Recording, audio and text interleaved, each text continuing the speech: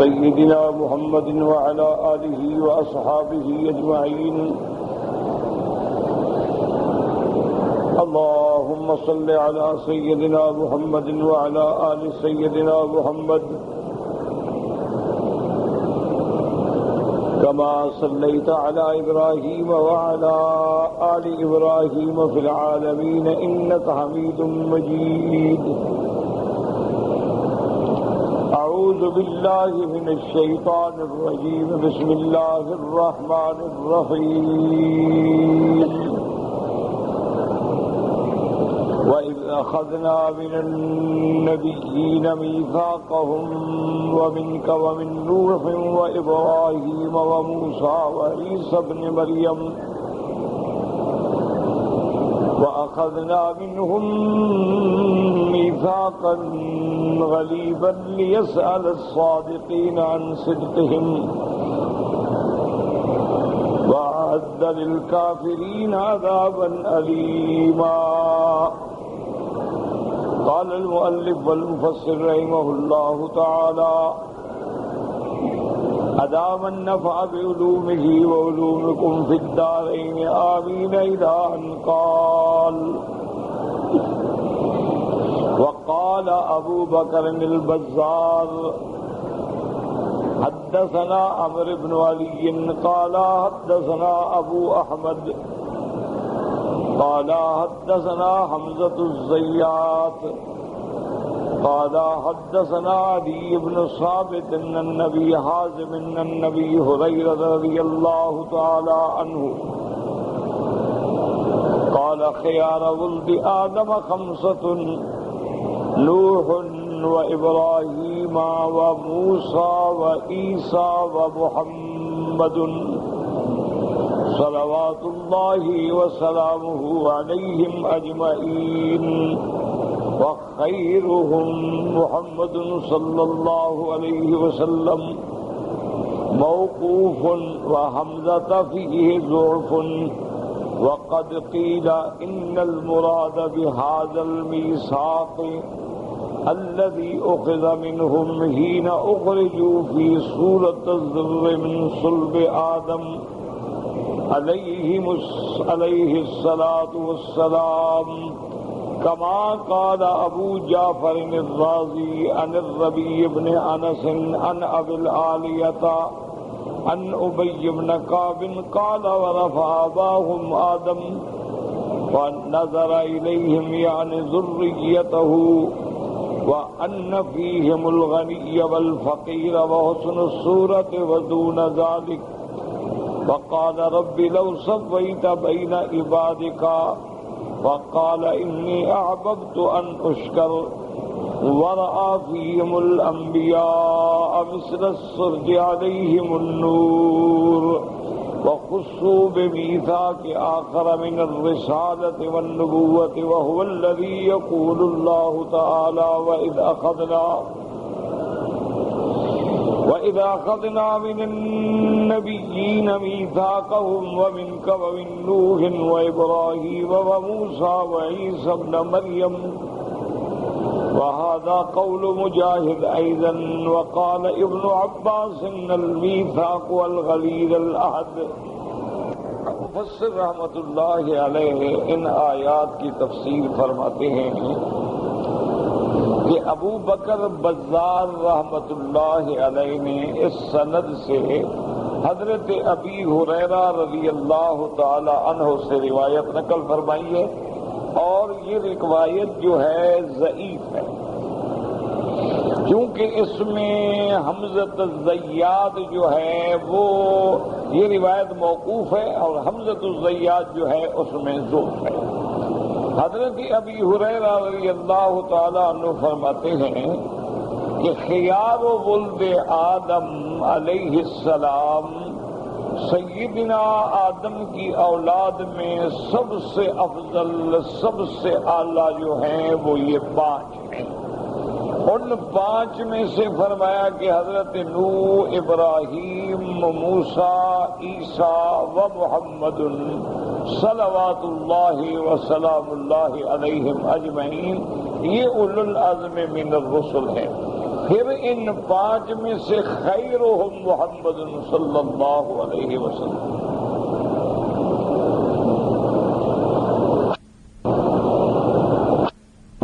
ویسے تو تمام انبیاء شان والے ہیں، لیکن ان میں یہ 5 جو ہیں، مقصد بات کو سمجھیں، جیسے اللہ کے فرشتے جو ہیں سب شان والے ہیں، جن کو خود اللہ نے قرآن میں فرمایا عباد مکرمون، اللہ کے ہاں عزت و تکریم والے اللہ کے بندے جو ہیں وہ ملائکہ ہیں، اور انتہا مطیع ہیں کہ اللہ کے حکم کے سوا وہ کوئی کام نہیں کرتے، اور جو حکم ہو کبھی نافرمانی نہیں کرتے. لا یعصون اللہ ما امرهم ویفعلون ما یؤمرون. اور ان کی غذا، ان کی تسبیح، ان کی زندگی کیا ہے؟ سبوح قدوس ربنا ورب الملائکۃ والروح. اللہ نے ان کو اپنی تسبیح میں مشغول رکھا ہے، اور بعض ملائکہ جن کو اللہ نے تفویض فرمائے ہیں امور، تو ملائکہ سارے شان والے، لیکن ان میں سے اللہ نے 4 ملائکہ کو چن لیا ہے، جیسے جبرائیل، میکائیل، اور اسی طرح اسرافیل یا اسرائیل اور عزرائیل. یہ 4 فرشتے جو ہیں وہ سب کے سردار ہیں. پھر ان میں سے حضرت جبریل جو ہیں وہ سب کے سردار ہیں. تو یہ اللہ کی شان ہے کہ اللہ تبارک و تعالیٰ نے ملائکہ میں سے 4 ملائکہ کو شرف عظمت اور مقام بخشا ہے، ورنہ تو سارے فرشتے شان والے. جیسے اس کی دوسری مثال دیکھیں کہ میرے محبوب کے سارے صحابہ شان والے، جتنے بھی صحابہ ہیں رضوان اللہ علیہم اجمعین، اس سے بڑی کیا شان ہے کہ جن کو اللہ نے زندگی میں پروانہ دے دیا کہ میں تم سے راضی، تم مجھ سے راضی، رضی اللہ عنہم ورضوا عنہ. اس سے بڑی شان کیا ہو سکتی؟ اور یہ بھی فرما دیا کہ وہ کلم وعد اللہ الحسنى، حضور کا ہر صحابی جنتی. اس لیے میرے آقا رحمت دو عالم صلی اللہ علیہ وسلم فرماتے ہیں لا یمس النار من رآنی ومن رآ من رآنی، او کما قال النبی صلی اللہ علیہ وسلم. حضور نے فرمایا جس نے مجھے ایمان سے دیکھا، میری صحبت حاصل ہو گئی، صحابی بن گیا، اس کے تو آگ چھو کے بھی نہیں گزرے گی، اور جس نے میرے صحابی کو دیکھا وہ بھی جنتی. تو یہ شان ہے اصحاب رسول کی. لیکن ان میں اللہ نے 4 چن لیے، ابو بکر و عمر، عثمان و علی. ان کا جو شان ہے وہ کسی کا نہیں، رضوان اللہ علیہم اجمعین. تو تمام صحابہ میں عظمت شان جو ہے وہ ان 4 کے لیے ہے. ان کے بعد پھر عشرہ مبشرہ ہیں، ان کے بعد پھر اصحاب بدر ہیں، اصحاب حدیبیہ ہیں، بیعت رضوان ہے، اصحاب سورۃ البقرہ ہیں، سارے شان والے. لیکن ان 4 کو اللہ نے عظمت اور شان سے نوازا ہے. یہ اللہ کی شان ہے. اللہ نے ملائکہ میں بھی 4 چن لیے، اور محمد مدنی کے صحابہ میں بھی 4 چن لیے. اور اسی طرح دیکھیں خدا کی شان ہے کہ لاکھوں علماء گزرے، محدثین گزرے، فقہاء گزرے، مجتہدین گزرے، لیکن اللہ نے ائمہ ہدایت بھی، ائمہ فقہ بھی 4 چن لیے. امام ابو حنیفہ ہے، امام مالک ہے، امام شافعی ہے، امام احمد بن حنبل. اب دیکھیں بڑے بڑے لوگ پیدا ہوئے جن کے علم کا اتنا عظمت ہے کہ دیکھیں تو آدمی کی ٹوپیاں گر جائیں، لیکن وہ ان 4 اماموں سے باہر نہیں نکلے. یعنی جب بھی کوئی فقہی مسئلہ آیا تو ان 4 میں سے کسی ایک کی فقہ پر انہوں نے عمل فرما لیا. تو یہ اللہ کا نظام ہے. تو اللہ نے انبیاء میں سے بھی 5 کو اولو العزم من الرسل بنایا، اور پھر ان سب کے سردار کون ہیں؟ حضرت محمد مصطفیٰ صلی اللہ علیہ وآلہ آلہ وسلم. حضرت ابی ہریرہ فرماتے ہیں وخیرہم محمد، ان سب سے بہتر، سب سے افضل، سب سے اجمل، سب سے اکمل، سب سے اعلیٰ جو ہیں وہ حضرت محمد مصطفیٰ ہیں. اب رب مفسر فرماتے ہیں کہ حدیث موقوف ہے. موقوف کا کیا معنی؟ یعنی صحابی آگے حضور تک رفع نہیں کر رہا حدیث کو، یعنی قال ابی ہریرہ قال ابی بکر قال ابن ابی، حدیث موقوف۔ اگر ابو ہریرہ کہ عن النبی صلی اللہ علیہ وسلم یا قال رسول اللہ صلی اللہ علیہ وسلم تو وہ حدیث مرفوع ہوگی، یعنی مرفوعا عن النبی صلی اللہ علیہ وسلم۔ لیکن یاد رکھیں علماء فرماتے ہیں کہ ایسی احادیث موقوف جو ہیں وہ بھی حکم مرفوع میں ہوتی ہیں کہ ابو ہریرہ اپنی طرف سے کیسے یہ بات کہہ سکتے ہیں؟ لازمی بات ہے کہ انہوں نے سنا ہوگا حضرت محمد مصطفیٰ صلی اللہ علیہ وآلہ آلہ وصحبہ وسلم تسلیما کثیرا کثیرا۔ اب مفسر فرماتے ہیں یہ بھی کہا گیا ہے کہ ان المراد بہذا المیثاق، یہ جو میثاق کا ذکر آیا ہے یہ اس وقت اللہ نے لیا ہے جب اللہ نے آدم علیہ السلام کی صلب سے ان کی اولاد کو نکالا تھا، اور وہ کیڑیوں کی طرح تھے چھوٹے چھوٹے۔ اخرجوا فی صورت ذر من صلب آدم علیہ السلام، اس وقت اللہ تبارک و تعالی نے ان سے یہ عہد لیا تھا۔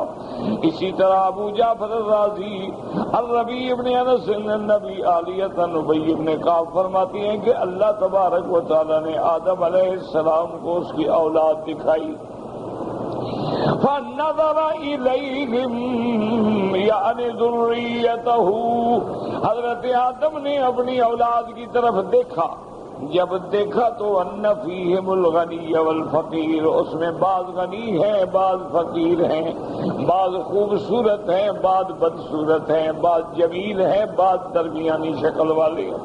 حضرت آدم نے عرض کیا وقال رب لو سویت بین عبادک، حضرت آدم نے عرض کیا کہ اللہ اپنے تمام بندوں کو برابر پیدا فرما دیتے، سارے غنی کر دیتے، سارے خوبصورت کر دیتے، یہ کیا وجہ ہے کہ کوئی غنی ہے کوئی فقیر ہے، کوئی لمبا ہے کوئی چھوٹا ہے، کوئی جمیل ہے کوئی کبھی ہے، کوئی فصیح ہے کوئی اجمی ہے، کوئی زیادہ قوی الحافظہ ہے کوئی غبی ہے، اس کی کیا وجہ ہے؟ اللہ نے فرمایا آدم تم نہیں جانتے میں نے اپنی مخلوق میں یہ فرق اس لیے رکھا ہے تاکہ وہ اللہ کا شکر کرے، کہ جب غنی فقیر کو دیکھے تو شکر کرے، فقیر اپنے اعضاء کی صحت کو دیکھے تو شکر کرے، جمیل اپنے جمال کو دیکھے تو شکر کرے۔ اور اللہ پاک کا نظام ہے لیتخذ بعضهم بعضا سخریا، اگر اللہ سب کو غنی بنا دیتے تو نظام عالم جو ہے وہ درہم درہم ہو جاتا، سارے غنی بن جاتے تو دیواریں کون بناتا، مکان کون بناتا؟ سارے غنی بن جاتے تو گاڑیاں کون چلاتا، صفائیاں کون کرتا، گھروں میں حمام کون ٹھیک کرتا؟ یہ اللہ کا نظام ہے لیتخذ بعضهم بعضا سخریا، بعض کو دولت مند بنا دیا بعض کو غریب بنا دیا، فقیر ان کی دولت کا محتاج ہے، دولت والا ان کے ہاتھوں کا محتاج ہے۔ جیسے ایک آدمی مل لگاتا ہے پیسہ اس کا ہوتا ہے لیکن مزدور نہ ہو تو مل کھڑی ہوئی ہے، وہ مزدوروں کا محتاج ہے اور اللہ نے مزدور کو اس کے پیسے کا محتاج لیتخذ بعضهم بعضا سخریا، تاکہ ایک دوسرے کو اللہ تبارک و تعالیٰ ان سے فیض حاصل کرنے کا ذریعہ بنا دے۔ اور اسی طرح میرے آقا نے رحمت دو عالم نے سیدنا محمد مصطفیٰ صلی اللہ علیہ وسلم نے فرمایا یا عائشہ، آپ نے فرمایا عائشہ خبردار اپنے سے نیچے والے پہ نظر ڈالا کرو، اپنے سے اوپر والوں پہ نظر نہ ڈالا کرو۔ کیا مانا اگر تم غریب ہو تو بڑے لوگوں کے گھر میں نہ جاؤ؟ کیوں تمہارے بچے ہیں غریب ہیں 2 کمروں کے مکان میں رہتے ہیں، وہ کسی کے محل میں جائیں گے تو وہ کہیں گے دیکھو اللہ نے ان کو تو دیا ہمیں کیوں نہیں دیا؟ تو ناشکری پیدا ہوگی اور دلوں میں حسرت پیدا ہوگی، حسد پیدا ہوگا۔ اور جب اپنے سے نیچے والے کو دیکھیں گے تو پھر شکر کریں گے کہ میرے پاس تو 2 کمرے کا مکان ہے، دیکھو اس کے پاس تو جھگی ہے بیچارے کے پاس، اور جھگی والا دیکھے گا جو فٹ پاتھ پہ پڑا ہے کہ یار چلو پھر بھی میں بارش میں دھوپ میں سر تو چھپا لیتا ہوں، یہ بیچارہ دن رات کو فٹ پاتھ پہ پڑا رہتا ہے، دن کو جا کے کہیں سائے میں بیٹھا رہتا ہے، تو اس سے تو میں بہتر ہوں۔ اور اگر اس کے بعد آپ تندرست ہیں تو اس پہ نظر ڈالیں جو لنگڑا ہے، اگر آپ آنکھوں والے ہیں تو اس پہ نظر ڈالیں جو اندھا ہے، تاکہ شکر ادا کریں کہ الحمدللہ الذی اذھب عنی الاذی، اللہ نے الحمدللہ الذی عافانی مما ابتلاک اللہ۔ حضور نے فرمایا جب تم کسی اندھے کو دیکھو، لنگڑے کو دیکھو، معذور کو دیکھو، بیمار کو دیکھو، بری صورت والے کو دیکھو تو فوراً کہا کرو الحمدللہ الذی عافانی مما ابتلاک اللہ، اللہ تیرا کروڑ کروڑ شکر ہے کہ تو نے مجھے صحت دی، تو نے مجھے بچا لیا جس بیماری میں اس کو تو نے مبتلا کر دیا۔ حضور نے فرمایا ایسا نہیں کہو گے، اس پر حکارت کی نظر ڈالو گے تو اللہ تمہیں اسی بیماری میں مبتلا کر دیں گے۔ اس لیے ہمیشہ اللہ سے معافی مانگا کریں۔ اگر کسی شرابی کو دیکھیں، زانی کو دیکھیں، چور کو دیکھیں، ڈاکو کو دیکھیں، قاتل کو دیکھیں، اللہ کا شکر کریں کہ اللہ تو نے ہمیں بچا لیا ہے۔ کیوں؟ اگر ایسا نہیں کہو چھوڑو گندا شرابی ہے، اللہ تجھے اسی بیماری میں مبتلا۔ اچھا میرے بندے پہ اعتراض کرتے ہو، تم کون ہو میری مخلوق پہ اعتراض کرنے والے؟ وہ گندے ہیں، وہ اچھے ہیں، میری مخلوق ہے۔ تو اس لیے ہمیشہ حضور نے فرمایا بی بی عائشہ اپنے سے نیچے بالوں پہ نظر رکھا کرو تاکہ اللہ تمہیں شکر کرنے کی توفیق عطا فرما دے۔ اس لیے اللہ نے فرمایا آدم میں اگر چاہتا تو سب کو برابر پیدا کر دیتا، لیکن میں نے یہ فرق اس رکھا ہے نحن قسمنا بینہم معیشتہم فی الحیات الدنیا ورفعنا بعضہم فوق بعض درجات۔ اللہ فرماتی ہم نے تقسیم کی ہے، ہم نے رزق لکھا ہے، ہم رزق کو تقسیم کرتے ہیں اور ہم نے ایک سے ایک کو اونچا بنایا، کسی کو نیچا بنایا۔ اللہ یبسط الرزق لمن یشاء ویقدر، اللہ چاہتے ہیں جس کے لیے اپنا رزق کھول دیتے ہیں، جس پہ چاہتے ہیں تنگ کر دیتے ہیں۔ اگر وہ رزق کھول دیں تو کہو الحمدللہ، اگر وہ رزق تنگ کر دیں تو کہو الحمدللہ، کیونکہ اللہ کی تقدیر تو نہیں بدل سکتی۔ ہر حال میں اللہ کے فیصلے پہ راضی رہیں، اسی میں حکمت ہے۔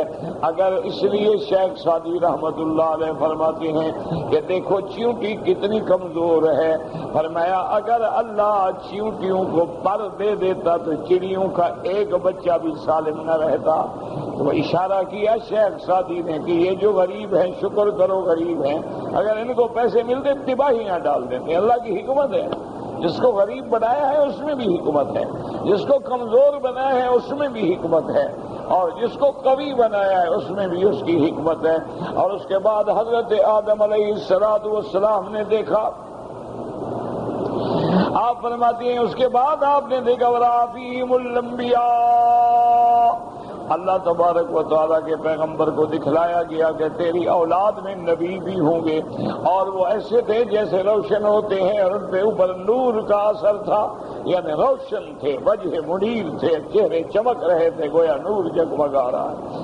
اور اس کے بعد فرماتی ہیں وہ خصوص بمیثاق آخر من الرسالۃ والنبوۃ، اللہ تبارک و تعالیٰ نے ایک عہد تو ان سے لیا تھا الست بربکم قالوا بلا، اور ایک عہد اللہ نے میثاق رسالت و نبوت کا لیا جس کا اس آیت میں ذکر ہے وَإِذْ أَخَذْنَا مِنَ النَّبِيِّينَ مِيثَاقَهُمْ وَمِنْكَ وَمِنْ نُوحٍ وَإِبْرَاهِيمَ وَمُوسَىٰ وَعِيسَىٰ ابْنِ مَرْيَمَ وَهَذَا قَوْلُ مُجَاہد أَيْضًا۔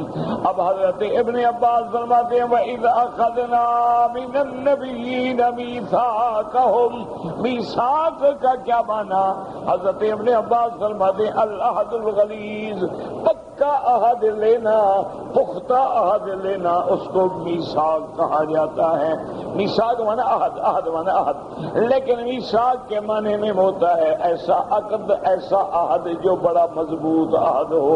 تو یہ اب اس روایت سے بھی معلوم ہوا، تو میں جو عرض کر رہا تھا وہ یہ تھا، یاد رکھیں کہ حضور صلی اللہ علیہ وسلم کے اول پیدا ہونے کا کیا مطلب ہے؟ جیسے کہ روایت میں ہم نے پڑھا تھا کہ انا اولہم خلقا وآخرہم بعثا، اسی طرح حضور نے فرمایا وَإِنِّي عِندَ اللَّهِ لَخَاتَمُ النَّبِيِّينَ وَالْآدَمُ آدم فی طینتہ او کما قال، کہ آدم کا تو ابھی پانی اور مٹی تیار ہو رہی تھی اور میں اللہ کے ہاں خاتم النبیین تھا۔ اس کا کیا مطلب؟ تو اس کے بارے میں مفسرین کرام نے کئی جواب دیے ہیں۔ ایک جواب تو انہوں نے یہ دیا ہے کہ اللہ کے علم میں تو سب کچھ ہے، پیدا ہونے سے پہلے بھی، پیدا ہونے کے بعد۔ مثلاً آپ نے شادی کی، آپ کو تو پتہ نہیں میرے 2 بیٹے ہوں گے، بیٹیاں ہوں گی، بچے ہوں گے، نہیں ہوں گے، اللہ کو تو پتہ ہے نا۔ اسی لیے صحیح حدیث مبارک ہے کہ اول ما خلق اللہ القلم، سب سے پہلے اللہ نے قلم کو پیدا کیا، اور پھر اللہ نے حکم دیا کہ اکتب، لکھو، ما کانا جو ہو چکا، وما یکون جو ہوگا، وما ہوا کائن الی یوم القیامت، اور جو قیامت تک ہوگا سب لکھو۔ قلم نے سب لکھا۔ حضور فرماتے ہیں کہ اس کے بعد جفت القلم، اور قلم خشک ہو گیا، صحیفے لپیٹ دیے گئے اور لوح محفوظ میں محفوظ کر دیے۔ ابھی کائنات میں کچھ بھی نہیں تھا، نہ آسمان، نہ زمین، نہ دنیا، نہ بندہ، نہ انسان، کچھ نہیں۔ اول ما خلق اللہ القلم۔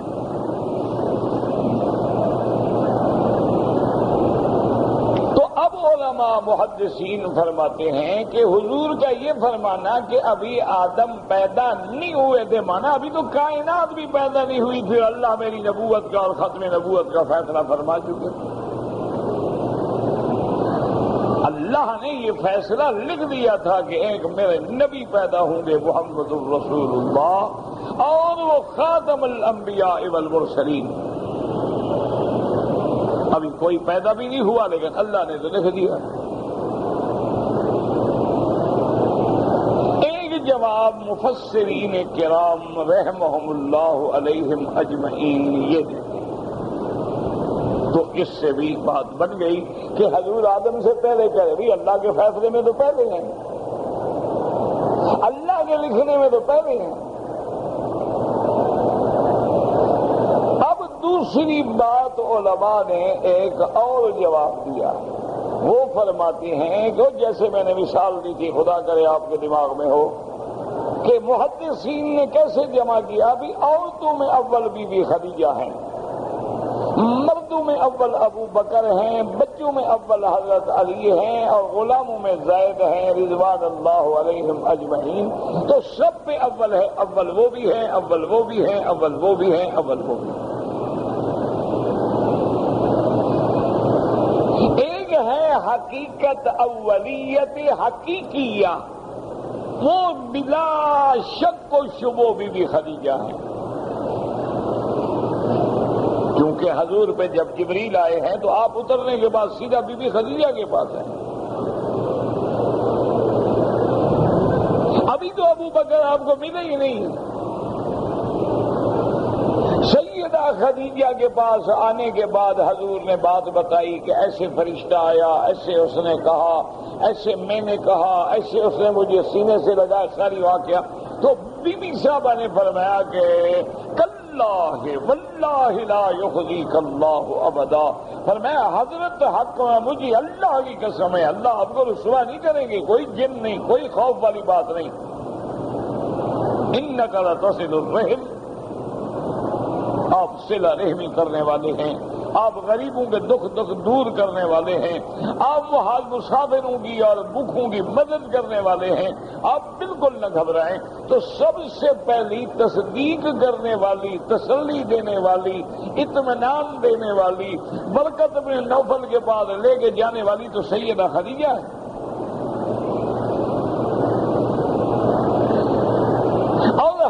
ابو بکر جو ہیں، جیسے بھی خدیجہ نے شادی کی تھی، اس کے دماغ میں تھا کہ یہ شان والا انسان ہے، یہ پتہ نہیں تھا کہ نبی ہوگا، لیکن یہ بھی سمجھ گئی تھی کہ ان ھذا لہ شان، اس کی شان ہے، عظمت ہے۔ بلکہ ایک عجیب واقعہ، اللہ عالم صحیح ہے یا غلط ہے، تو روایات متقدمہ سے نا، اور روایات متقدمہ کا اعتبار تو کوئی ہوتا نہیں،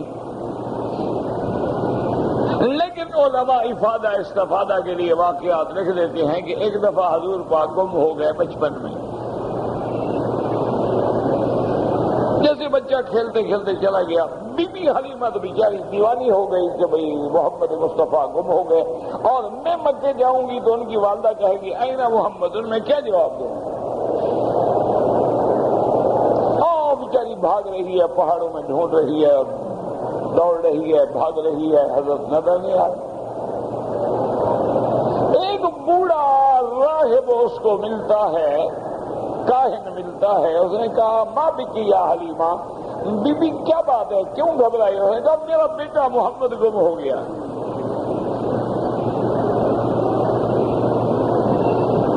اس نے کہا میرے ساتھ آؤ، یہاں قریب میں مندر ہے اور وہاں میرا خدا ہے، اس کو جا کے درخواست کرتے ہیں کہ تیرا بیٹا مل جائے۔ اپنا اپنا عقیدہ ہے نا، اب ہندو تو مندر جائے گا نا، مسجد تھوڑا جائے گا۔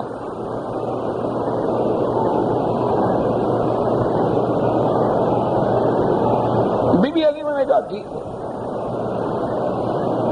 وہاں جب وہ لے کے گیا اپنے بت کے سامنے تو وہ جناب سجدے میں گر گیا اور اس نے کہا کہ مہربانی کرو میرے دیوتا، بی بی بیچاری بڑی پریشان ہے، اس کا بچہ گم ہو گیا ہے۔ تو کہتی ہیں کہ آواز آئی کہ تم کیا مانگ رہے ہو؟ جس کو ڈھونڈنا چاہتے ہو اسی نے تو ہمیں برباد کرنا ہے، مٹانا ہے۔ اور کیا اسی کو ڈھونڈ رہے ہو نا جس نے ہماری خدائی کو مٹا دینا ہے، ایک خدا کا نعرہ لینا ہے۔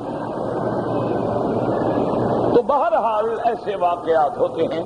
تو اب بعض علماء نے فرمایا کہ اول کا کیا مانا کہ جب اللہ نے قلم پیدا کی اور فیصلہ کیا، اس وقت حضور کی ختم نبوت کا فیصلہ پہلے ہو گیا تھا۔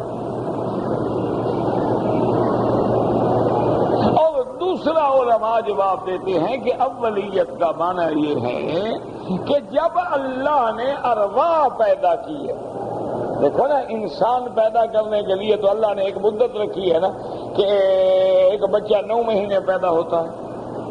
اچھا، حضرت آدم کو بھی اللہ نے پیدا کرنے میں وقت لگا دیا، آپ نے بنایا، پڑے رہے، پھر بعد میں روح پھونکی۔ لیکن ارواح جو ہیں، سارے روح جو ہیں، وہ تو اللہ کا امر ہے نا، اللہ کے حکم سے پیدا ہو گئے۔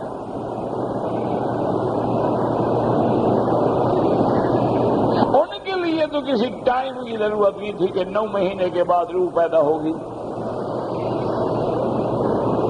وہ تو اللہ کا حکم ہے۔ اسی لیے کہ یسألونک عن الروح قل الروح من امر ربی، اور چونکہ روح امر ربی ہے، یاد رکھو انسان پہ موت آئے گی لیکن روح پہ تو موت نہیں آتی نا۔ روح ہمارے اندر ہے، نکل گیا ہم پہ موت آ گئی، اب روح علیین میں چلا گیا، کافروں کا سجین میں چلا گیا۔ جس دن قیامت ہوگی، سور پھونکا جائے گا تو وہی روح لوٹ آئیں گے، ان پہ تو موت نہیں آئے گی۔ بات کو سمجھیں۔ جنت جو ہے اس کو تو فنا اللہ نہیں کریں گے نا، جنت پیدا ہو گئی ہے، رہے گی۔ جہنم پیدا ہو گئی ہے، رہے گی۔ جنت کی نعمتیں ہیں، جنت میں حوریں ہیں، غلمان ہیں، وہ بھی رہیں گے، ان پہ فنا نہیں آئے گی۔ عرش ہے، اس پہ فنا نہیں آئے گی۔ تو اس کا پھر کیا معنی ہوگا کہ کل من علیہا فان ویبقى وجہ ربک ذو الجلال والاکرام۔ اللہ فرماتے ہیں ہر وہ چیز جو ہم نے پیدا کر دی ہے اس پہ ہے وہ فنا، تو معنی یہ ہے قابل فنا، یعنی اللہ نے جو چیز پیدا کی ہے وہ قابل فنا ہے، فنا کرنا چاہے کر دے، نہ کرنا چاہے نہ کرے۔ ایک ذات ہے جو دائم ہے، قیوم ہے، باقی ہے، اول ہے، آخر ہے، ظاہر ہے، باطن ہے، وہ صرف اللہ کی ذات ہے، جس پہ کبھی فنا نہیں آ سکتی، جس پہ کبھی زوال نہیں آ سکتا، جس پہ کبھی موت نہیں آ سکتی۔ هو الاول والآخر والظاہر والباطن وهو بكل شيء علیم۔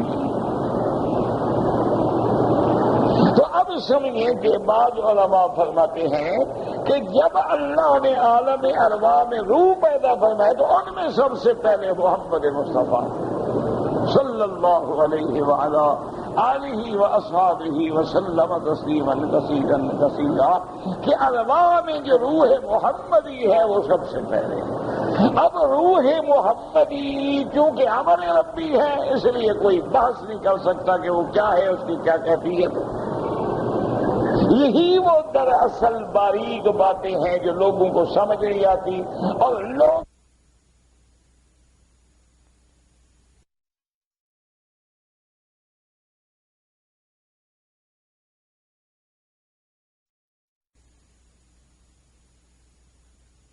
یہی وہ دراصل باریک باتیں ہیں جو لوگوں کو سمجھ نہیں آتی، اور لوگ ہدایت کے بجائے گمراہی میں پڑ جاتے ہیں۔ اسی لیے بعض جگہ اولیاء اللہ کہہ دیتے ہیں کہ یار حضور کی تو کون، حضور کی حقیقت کو کوئی سمجھ نہیں سکتا ہے۔ معنی یہ ہے کہ وہ روح مبارک جس کو اللہ نے پیدا کیا، روح کے بارے میں کوئی نہیں سمجھ سکتا، ورنہ اللہ کے نبی تو محمد ابن عبداللہ ہے۔ نہ سمجھنے کا کیا مطلب؟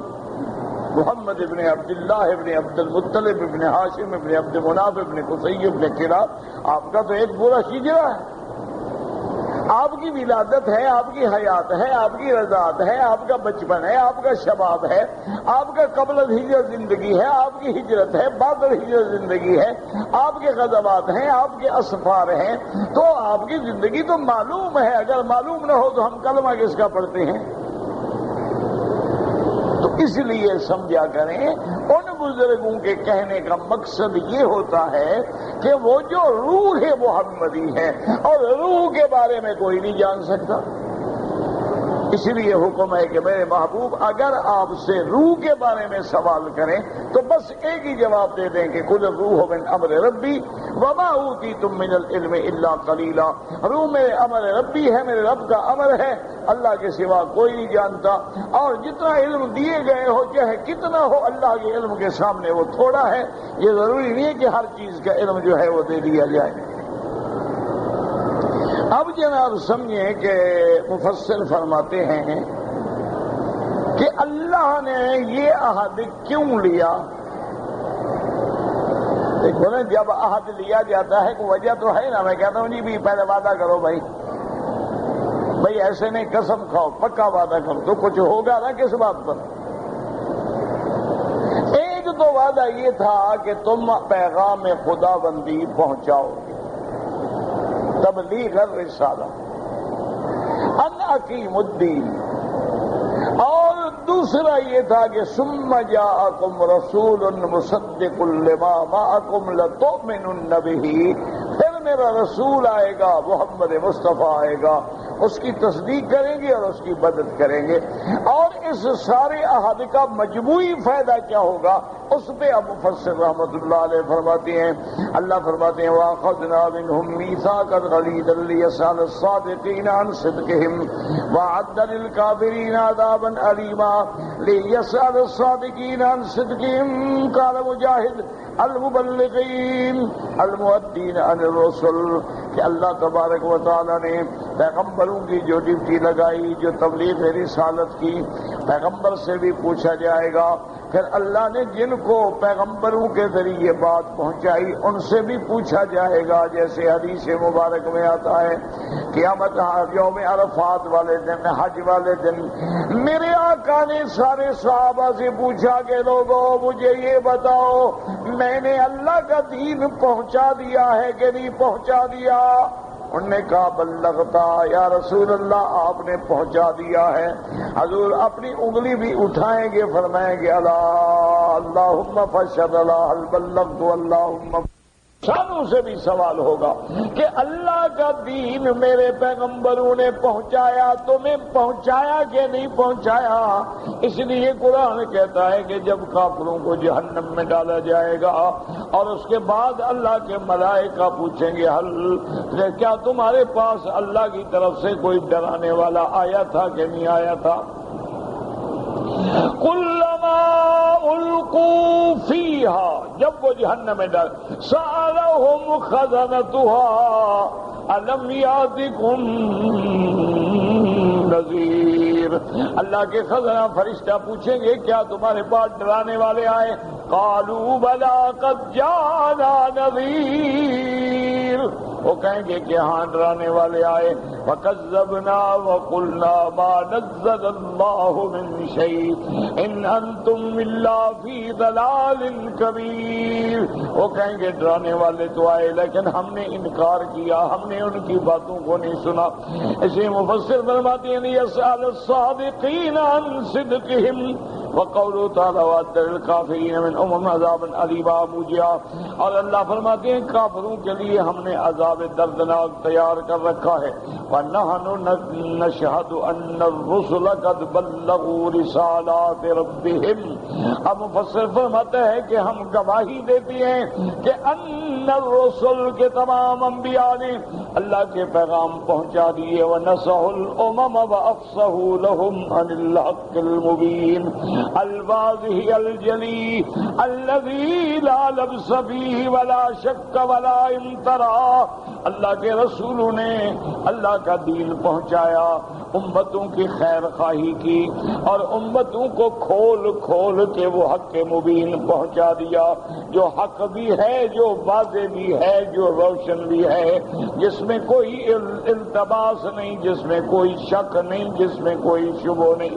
وَإِن كَذَّبَهُم مَّن كَذَّبَهُم مِّنَ الْجَهْلَةِ وَالْمُعَانِدِينَ وَالْمَارِقِينَ وَالْقَاصِدِينَ، چاہے تکذیب کرنے والوں نے ان کی تکذیب کی، اور تکذیب کرنے والے کون تھے؟ جو جاہل ہیں، جو معاند ہیں، جو نکلنے والے ہیں حد سے، جو ظالم ہیں، اپنی جانوں پہ ظلم کرنے والے ہیں۔ قاصدین من ظلم کرنے والے، ام القاسطون فکانوا لجہنم حطبا۔ اب المفسر فرماتا ہے ہم گواہی دیتے ہیں کہ پیغمبروں نے دین پہنچا دیا ہے، جاہلوں نے تکذیب کی ہے۔ وما جاءت به الرسل هو الحق، جو پیغمبر لے کے آئے وہی حق ہے۔ ومن خالفهم فهو على الضلال، جو اللہ کے پیغمبروں کے خلاف چلتا ہے وہ گمراہی پہ ہے۔ کما یقول اہل الجنۃ قد جاءت رسل ربنا بالحق، قیامت والے دن جب اللہ کی رحمت سے جنت میں جائیں گے تو اہل جنت کہیں گے لقد جاءت رسل ربنا بالحق، اللہ کے پیغمبر ہمارے پاس حق لے کے آئے، حق پہنچایا، حق سکھایا، حق بتلایا۔ اللہ سے دعا کریں اللہ ہم سب کو جنت میں داخل کرے۔ اللہم ارحم امت محمد، اور دعا کریں اللہ مسلمان ملکوں پہ اور عالم اسلام پہ، مسلمانوں پہ، دین والوں پہ رحمت نازل فرما دے۔ اللہ ہم کسی امتحان کے قابل نہیں، یا اللہ رحم فرما، یا اللہ اپنے نام لیواؤں کی حفاظت فرما، یا اللہ دین والوں کی حفاظت فرما، قرآن والوں کی حفاظت فرما، مساجد کی، مدارس کی، معابد کی حفاظت فرما۔ یا الہ العالمین تیرے سوا ہمارا کوئی نہیں ہے، مالی سوا قرئی باب کہیرتن ولئن رددت فأی باب اقرع، اگر آپ نے بھی ٹھکرا دیا تو ہم کس کے دروازے پہ جائیں گے؟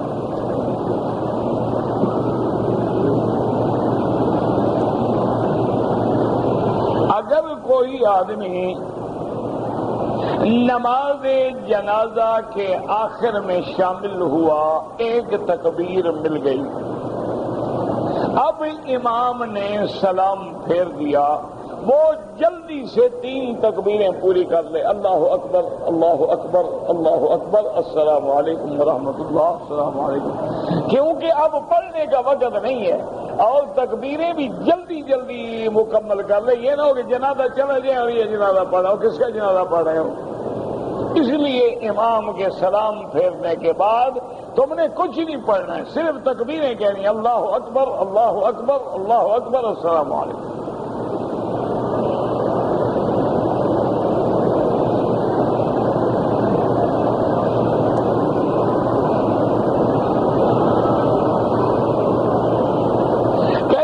کہ میں نے دنیا گھومی ہے، ہر ملک میں انبیاء اور اولیاء کی مزارات ہیں، لیکن یہاں مزارات نہیں ہیں۔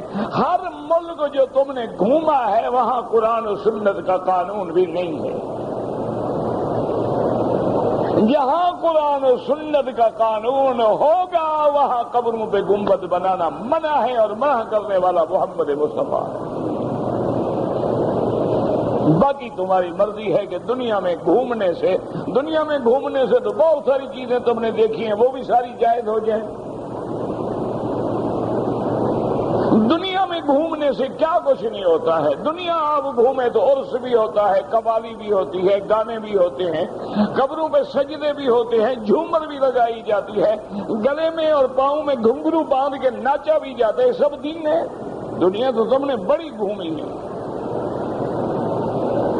دنیا گھومنے کا نام دین نہیں ہے، دین نام ہے اتباع محمد مصطفیٰ صلی اللہ علیہ وسلم۔ حضور نے فرمایا کہ ایک بالشت سے اونچی قبر نہ ہو، صرف علامت ہو کہ یہ مسلمان کی قبر ہے تاکہ احترام کیا جا سکے۔ حضور نے حضرت علی کو حکم دے کے بھیجا کہ وَلَا قَبْرًا مُشْرِفًا إِلَّا سَوَّيْتَهُ، جو قبر تمہیں اونچی نظر آئے مٹا دو، اس کو زمین کے برابر کر دو۔ یہ حکم دینے والا نبی تھا، عمل کرنے والا علی تھا۔ اب اگر کوئی شکی اعتراض کرے تو اس کی مرضی ہے، ہم تو نہ علی کے مخالف نہ نبی کے مخالف۔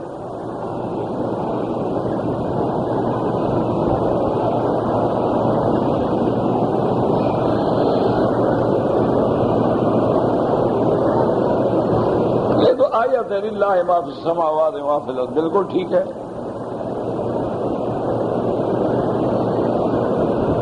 اگر ایک آدمی کو بواسیر کی بیماری ہے اور خون آتا ہے، کپڑے خراب ہو جاتے ہیں، لازم تمہیں ہر نماز کے لیے نیا وضو کرنا پڑے گا۔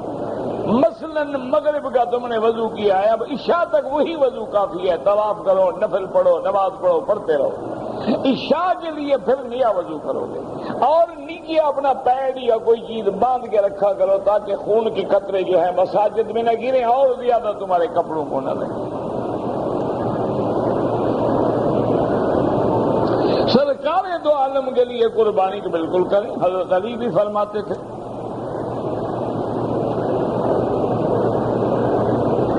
اگر عمرہ کرنے کے بعد میں نے اس طرح نہیں پھروایا، مشین پھروائی، میرے بھائی اگر بال تھے مشین میں آ گئے ٹھیک ہو گیا، وہ تو کوئی منع نہیں۔ بال کٹانا بھی جائز، مشین پھروانا بھی جائز، اس طرح پھروانا افضل ہے۔ اگر بال بالکل نہ ہوں تو مشین کس پہ پھروائیں گے؟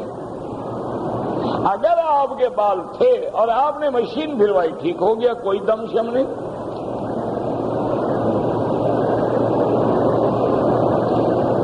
اگر پیشاب کے قطروں میں شک ہے، شک کا کوئی علاج نہیں، شک کو چھوڑ دیں۔ زمزم میں کھانا پکائیں، بالکل پکائیں، جو مرضی آئے چائے پکائیں، کھانا پکائیں، پانی ہے زمزم۔ انبیاء حضرت اسماعیل اسی سے کھانا پکاتے تھے، لیکن جب دوسرا پانی موجود ہے تو تم نے ضروری زمزم کو استعمال کرنا ہے۔ اس لیے علماء کہتے ہیں کہ اب ادب یہ ہے کہ ہم اس کو پینے میں لگائیں، چہرے پہ ڈالیں، بدن پہ ڈالیں، جہاں بیماری ہے وہاں ڈالیں، ورنہ تو پانی ہے، کھانا پکائیں، جائز ہے۔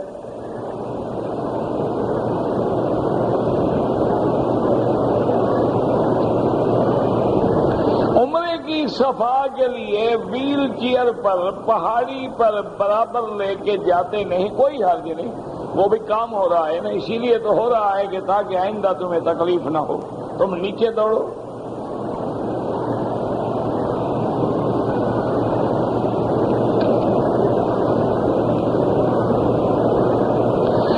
کہ تمام علماء کو چاہیے کہ اتفاق کریں اور اپنے اپنے مسلک پہ نہ رہیں۔ تم اپنے گھر میں تو اتفاق کر لو، علماء کو پھر کہنا ہے۔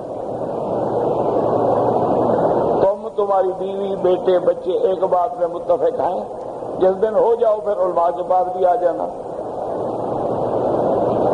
اپنے گھر کو ٹھیک نہیں کر سکتے، علماء اب بھی متفق ہیں الحمدللہ۔ یاد رکھو علماء میں کوئی اختلاف۔ اب دیکھیں یہاں امام کھڑا ہے، سب پیچھے نماز پڑھے ہیں، انہیں حنفی بھی ہیں، شافعی بھی ہیں، مالکی حنبلی متفق ہیں تو پڑھ رہے ہیں۔ علماء میں تو کوئی جھگڑا نہیں، جھگڑا تو جاہلوں میں ہے۔ جھگڑا جو ہے نا یہ بات بالکل جاہلوں کی ہے جی، مولوی لڑاتے ہیں، بالکل نہیں۔ بٹیرے بھی تم لڑاتے ہو، ریچھ کتے بھی تم لڑاتے ہو، مرغے بھی تم لڑاتے ہو، مولوی کو بھی تم لڑاتے ہو، مولوی نہیں لڑتے۔ یہ تمہارا کام ہوتا ہے۔ ایک مولوی کے پاس ہے، میں نے جی بیوی کو پتہ نہیں 3 طلاق کہی تھی، 1 کہی تھی، پتہ نہیں 10 کہی تھی، پتہ نہیں میں غصے میں تھا۔ دوسرے کے پاس گیا، اس کو کہا جی میں نے بیوی کو 3 طلاق دی۔ تیسرے کے بعد یہ کہتے کہ یاد نہیں ہے، میرے خیال میں 1 تھی یا 2 تھی۔ اب جب ہر مولوی کے آگے نئی بات کرو گے وہ تو غریب فتویٰ اسی پہ دے گا، پھر کہو گے دیکھو جی ایک مولوی کچھ کہتا ہے، ایک مولوی کچھ کہتا ہے۔ اصل میں بات کو تبدیل کرانے والے تو تم ہو گے، پوچھنے والے نے سوال 3 کیے ہیں۔ اب تمہارے سامنے ایک مثال ہے الحمدللہ کہ اس میں حنفی بھی کھڑے ہیں، شافعی بھی کھڑے ہیں، مالکی بھی کھڑے ہیں، حنبلی بھی کھڑے ہیں، ایک امام ہے، سب پیچھے تیری دربار میں پہنچے تو سبھی ایک ہوئے، بندہ و محتاج و غنی ایک ہوئے۔ اللہ کا نظارہ دیکھ رہا، اگر علماء میں اختلاف ہوتا تو علماء کہتے ہم نماز نہیں پڑھتے۔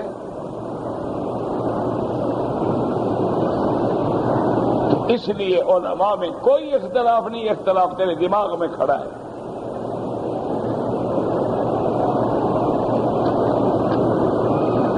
آب زمزم جو ہے بیٹھ کے پیئیں یا کھڑے ہو، ہر پانی بیٹھ کے پیئیں، زمزم ہو یا کوئی ہو۔ مسئلہ یہ ہے کہ اگر کسی نے زمزم کھڑے ہو کے پی لیا تو گناہ نہیں ہوگا۔ یہ تو جاہل لوگ ہیں جو کہتے ہیں زمزم آئے کھڑے ہو جاؤ۔ کیوں؟ ان کا تو قاعدہ ہے نا، تعزیہ آئے کھڑے ہو جاؤ، پیر آئے کھڑے ہو جاؤ، زمزم آئے کھڑے ہو جاؤ۔ ان کو تو عادت ہی ہے، چومنا ہے یا لیٹ جاؤ یا کھڑے ہو جاؤ۔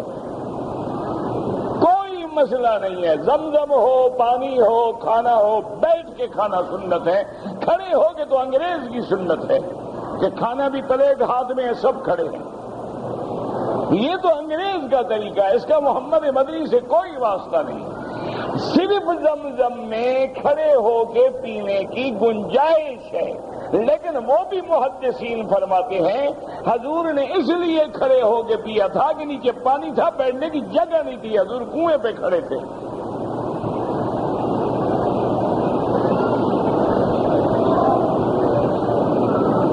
طواف کے دوران میں مجھے گھڑی ملی ہے، جمع کرا دو، یہاں باقاعدہ دفتر بنے ہوئے ہیں۔ ویسے انشاءاللہ یہ کم قیمت گھڑی ہوگی، قیمتی ہوتی تو مسئلہ نہ پوچھتا۔ یہ 2 4 5 ریال والی ہو نا پھر اللہ کا ڈر آ جاتا ہے، 1 1.5 لاکھ ریال والی گھڑی ہوتی مجال ہی مسئلہ پوچھتا مولوی سے۔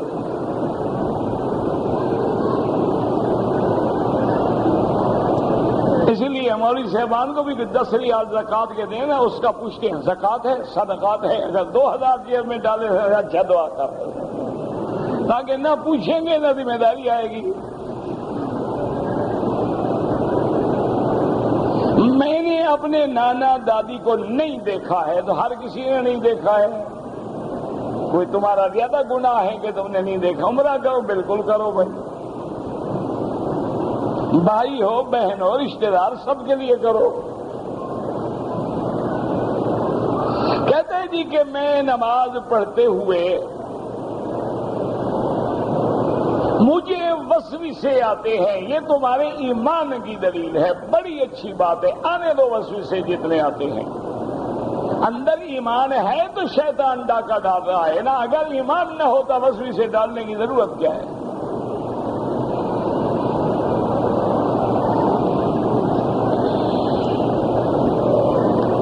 میری بیوی نے عمرہ کیا، طواف کر لیا، صفا مروہ دوڑنے کے بعد 2 رکعت طواف کے پڑھے، کوئی حرج نہیں۔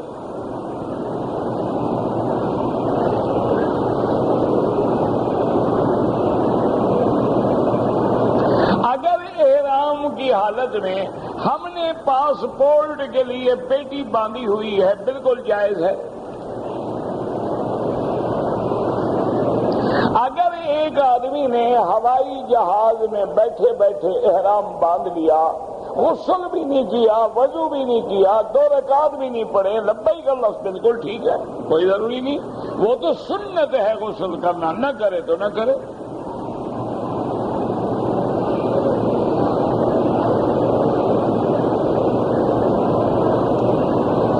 ایک آدمی نے اپنی بیوی کی طرف سے کنکریاں ماری، اگر بیوی کمزور ہے، بیمار ہے، حاملہ ہے، پھر تو بالکل ٹھیک ہے۔ ویسے بیوی کی خوشامد کرنے کے لیے کنکریاں ماری تھی تو 1 بکری دم بھی ادا فرماؤ، باقی سارے کام کے لیے بیوی ہوشیار ہے، بازار سارا دن پھرتی ہے، کنکریوں میں تکلیف ہوتی ہے۔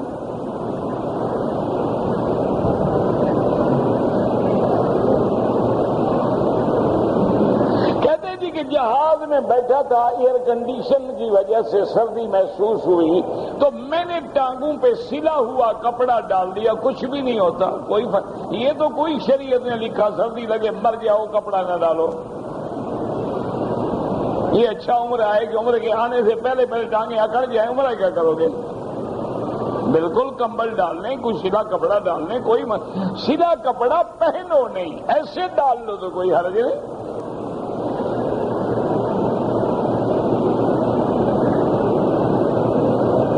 اگر کوئی بندہ اپنے کمرے سے 2 چادریں پہن کے میقات پہ چلا گیا، غسل کیا، ٹھیک ہے، کوئی حرج نہیں۔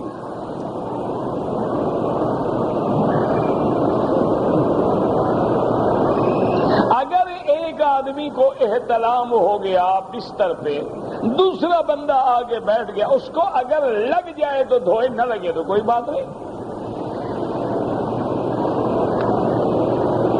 طواف صرف 7 چکروں کا نام ہے، ملتزم مقام اجابت ہے، جہاں دعا قبول ہوتی ہے، بعد میں موقع ملے مانگ لو، نہ ملے کوئی بات ہے۔ 2 رکعت پڑھنا واجب ہے۔ ایک عمرہ ایک آدمی کے لیے، سارے جہان کے لیے نہیں۔ بچے پیدا ہونے کے لیے دوائی کھاتے ہیں، اچھی بات ہے۔